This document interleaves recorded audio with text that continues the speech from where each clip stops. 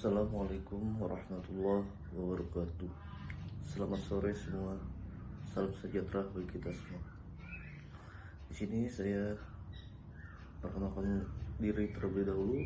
Nama saya Iqbal Nusantara Lugoni. Di sini saya akan memberikan pengertian pemahaman tentang terorisme.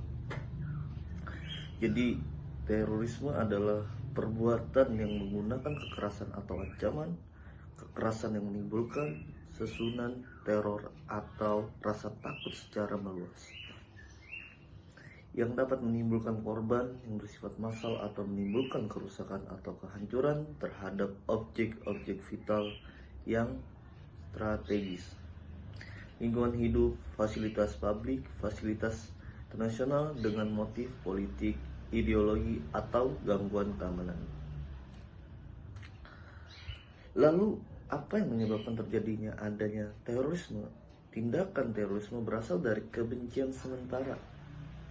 Kebencian bisa menjadi tidak rasional jika kebencian tersebut menyangkut etnis, agama, ras, atau orientasi seksual. Kebencian ini berasal dari kepercayaan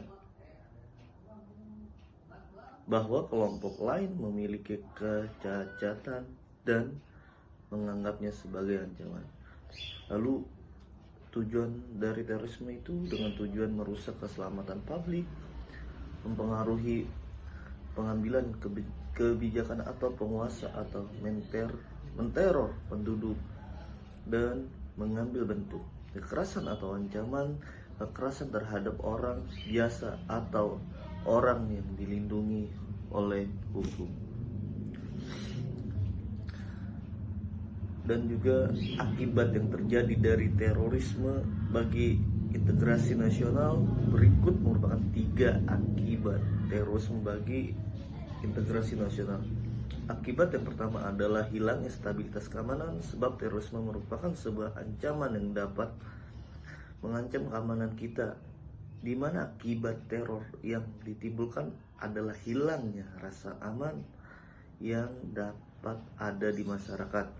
Dan dampak terjadi teror dari terorisme bagi masyarakat Indonesia yaitu dampak negatif tersebut selain kerusakan fisik, mental, serta sosial masyarakat secara umum, juga akan merusak sektor ekonomi dan sektor pariwisata wilayah sasaran. Sekian pengertian terorisme dari saya, kurang lebihnya mohon maaf. Billahi taufiq wal hidayah. Assalamualaikum warahmatullahi wabarakatuh. Assalamualaikum warahmatullahi wabarakatuh. Nama saya Indra Gumelar. Di sini saya akan membahas tentang tujuan dari terorisme. Ada beberapa tujuan dari terorisme. Antara lain, yang pertama yaitu memperoleh pengakuan dari masyarakat lokal, nasional, regional, maupun dunia internasional atas perjuangannya. Yang kedua, memicu reaksi pemerintah, overreaksi, dan tindakan represif yang dapat mengakibatkan keresahan di masyarakat. Yang ketiga, mengganggu, melemahkan, dan mempermalukan pemerintah, militer, dan aparat keamanan lainnya. Yang keempat, menunjukkan ketidakmampuan pemerintah dalam melindungi dan mengamankan rakyatnya. Yang kelima, memperoleh uang atau perlengkapan. Baik, perkenalkan nama saya Imadi Ari Ardana. Di sini saya akan menjelaskan sedikit tentang faktor penyebab terjadinya terorisme di Indonesia. Faktor pertama itu yaitu faktor domestik. Misalnya kemiskinan yang terus membayangi masyarakat menjadi bagian pemicu terjadinya faktor penyebaran terorisme di Indonesia tersebut. Nah, di samping itu ada juga faktor pendidikan yang minim di Indonesia ini, yang dimana mereka dapat dibujuk oleh pelaku terorisme untuk melakukan tindakan-tindakan terorisme tersebut. Nah, 2. Faktor internasional. Jaringan terorisme tidak lepas dari keterlibatan pihak luar, baik dari sokongan dana, logistik, dan lainnya. Nah, seperti pasokan senjata tidak lepas dari itu semua.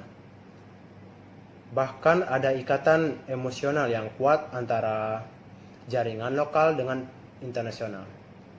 Nah, yang terakhir ini yang ketiga, faktor kultural.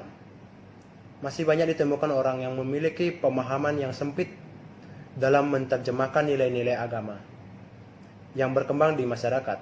Akibatnya, pelaku dapat dipengaruhi, mengikuti pemberi pengaruh untuk melakukan aksi teror di dalam masyarakat.